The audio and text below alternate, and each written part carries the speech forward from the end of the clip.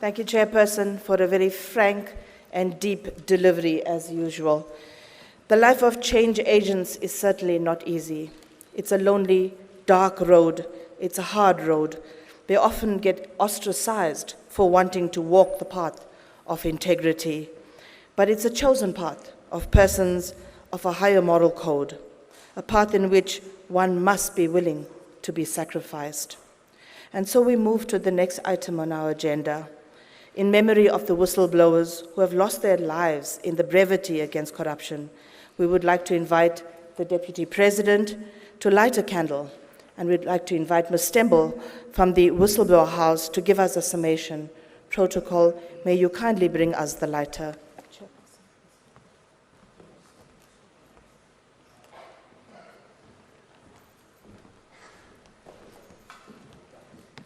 Ladies and gentlemen, as this is being done, may we kindly observe a moment of silence for those who have bravely lost their lives in the struggle against crime and corruption. May you rise. Thank you very much.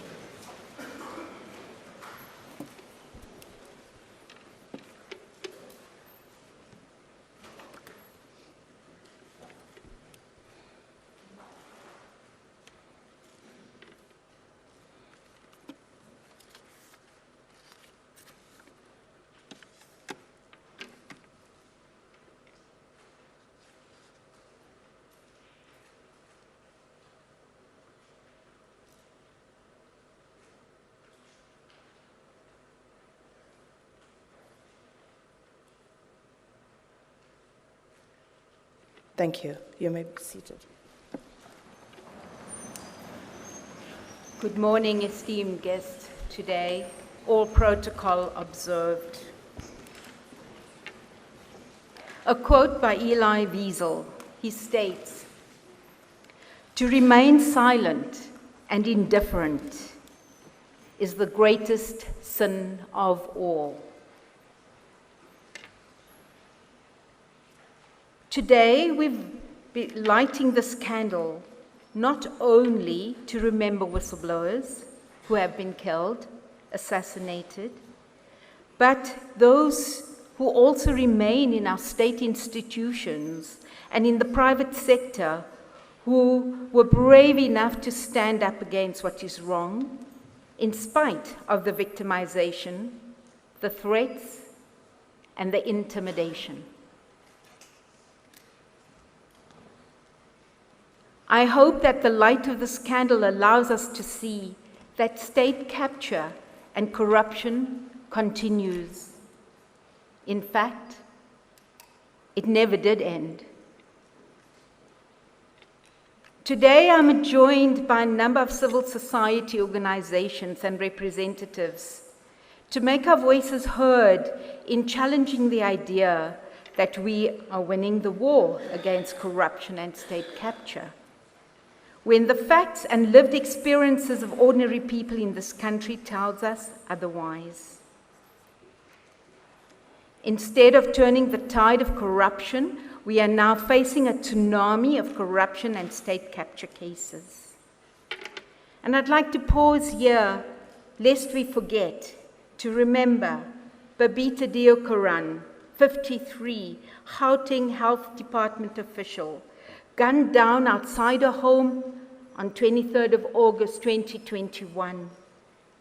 Lennox Garana, 57 at the time, the age, parliamentary official, a protest suicide on the 14th of September 2018 against bullying in the parliament. Sikosipi Bazuka Khadebe was the chairperson of the Amadiba Crisis Committee, an organization campaigning against mining in Zolobeni in Ponderland, was gunned down outside his home. Jimmy Motlala, Speaker of the Mbombela Municipality, whistleblower, was shot dead in his home in Nelspruit in January 2009 by two masked men. He blew the whistle on the Mbombela municipal manager, Jacob Dladla. Philemon Ngwenya, 53, of Tembalile near Vrede, murdered was outspoken about the dubious farm deal, Estina Dairy Farm. He had been stabbed with a sharp object. His body was brutally battered. Moses Chaka, an auditor of the Free State Department of Agriculture, was kidnapped, tortured, and killed after he questioned payments linked to the controversial farm project in 2013. Moss Pacot, Rustenburg councillor, was shot dead at his home in Rustenburg North, March 2009. Babita, we've spoken of, Marumo, most recent Marumo Eric Pena, reported on corruption of a multi-million home affairs tender, was gunned down near his home in the West Rand, October 22. There are more, and the list goes on. And then there are those whistleblowers who are in hiding. Athol Williams, of the Bain whistleblower, had to flee South Africa in fear of his life. Sinatemba Mbuli, whistleblower of the Kingdom Prayer Ministry Soweto, also living in hiding. Tabisa Zulu from the Harry Gwala municipality attempts on his life, also in hiding, cannot see his own children regularly. Nonhle Mtumba, Amadiba Crisis Committee, Eastern Cape, Ponderland. She lives in hiding. Aristides Danicus, previous SAPS reservist, blew the whistle on the Cato Manor, now living in Greece. Patricia Mashale, SAPS, also living in hiding. And there are many more names. Corruption and state capture now permeates from a national level and all the way down to a provincial and local level. You can well imagine the fears of whistleblowers at all levels when the likes of the indomitable Martha Ngoya, the PRASA whistleblower, still faces persecution, and when financial officers like in the hospitals like Babita Deokaran and honest cops are assassinated. I wish our President Ramaphosa was here today, but I trust that our Deputy President, that you will take this message through to the President and others in government, that we are not winning the war against corruption and state capture. As this candle is lit, I hope that it shines through the hallways of Parliament, bright enough for MPs to see that they cannot say that they are fighting corruption, while those implicated in the Zondo state capture report are still within their ranks. To date, they've not had the courage to kick them out.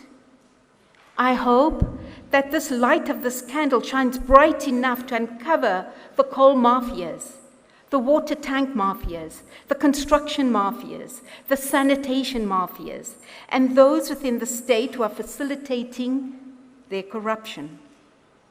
I hope that this light shines bright enough for the NPA to see we are getting tired of the excuses about why state capture cases are failing in court. I hope this candlelight will shine bright enough for our lawmakers to develop legislation that serves the public interest instead of party political interest. That our lawyers and our judges in their arguments and their judgments start bringing in ethical and moral focus. May this candlelight burn bright enough for our government to have courage to prevent the looting and capture of our cities. As we stand here today, Johannesburg is on the brink of collapse, and we sit here as if it's business as usual.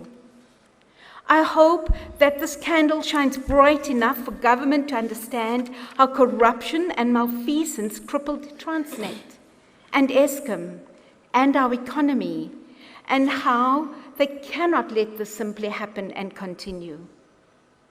Next year, my hope and our hope is that this candlelight must shine bright so that political parties who dare attempt to use public money for campaigning purposes are exposed and brought to account. The scandal needs to cast its light into the 30 years past of our democracy next year, so that we can critically evaluate if government has truly, by the time next year, lived up to its commitment to implement the State Capture Commission recommendations. In conclusion, as civil society and as whistleblowers, we remain committed to fighting corruption and state capture. I hope that with the light of the scandal, our government will find the political will and courage to do what's truly required to turn the tide against corruption and state capture. I thank you.